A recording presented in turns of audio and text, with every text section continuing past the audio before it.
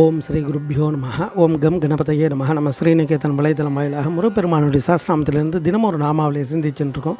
இன்றைய தினம் 694வது நாமாவளியாக ஓம் யோகிஷ்டாய நமாக. முருகப்பெருமான யோகிகளிடத்தில் இருப்பவருக்கு நமஸ்காரம் அப்படின்னு வர்ணிக்கிறது. அதாவது இறைவன் தான் சிறந்த யோகாபியாசி அப்படின்னு அர்த்தம். அப்படி இந்த உயிர்கள் யமம், நியமம், ஆசனம், பிராணாயாமம், பிரத்யாகாரம், தாரண, தியான, சமாதின்னு சொல்லக்கூடிய அஷ்டாங்க யோகத்தின் மூலமாக இந்த ஆத்மாவானது பக்குவப்பட்டு மேலான இறைத்தன்மை அடையணும். அப்போ அந்த இறைத்தன்மை அடையும் பொழுது எல்லா உயிர்களுக்கும் அன்பான அந்த தன்மை அந்த உயிரிடத்திலிருந்து வெளிப்படும். எல்லா உயிர்களிலும் இறைவன் இருக்கார் அப்படின்றது அந்த பண்பு வெளிப்படும்.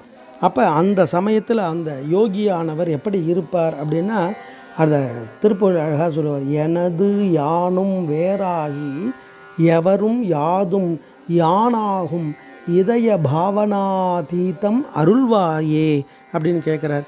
அப்படி எல்லா உயிர்களிடத்திலும் அந்த இறைவன் இருப்பதை உணர்ந்து அந்த இறை சக்தி நம்முள்ளும் இருக்கார்ன்றதை உணர்ந்து எல்லாத்துக்குள்ளேயும் அந்த சக்தி தான், அவருடைய அனுகிரகம்தான் இதுக்கெல்லாம் காரணம்ன்றதை உணர்ந்து செயல்படக்கூடியவா யோகிகள்.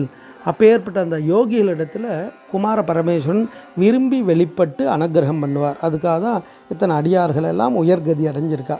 அப்படி இந்த நாமாவளி முருகப்பெருமானையே சிறந்த யோகாபியாசியாக யோகிகளிடத்தில் இருப்பவராக வர்ணிக்கிறது. ஓம் யோகிஷ்டாய நமாக. ஸ்ரீ குருப்பியோ நமः. ஓம் சும் சுப்பிரமணியாய நமः.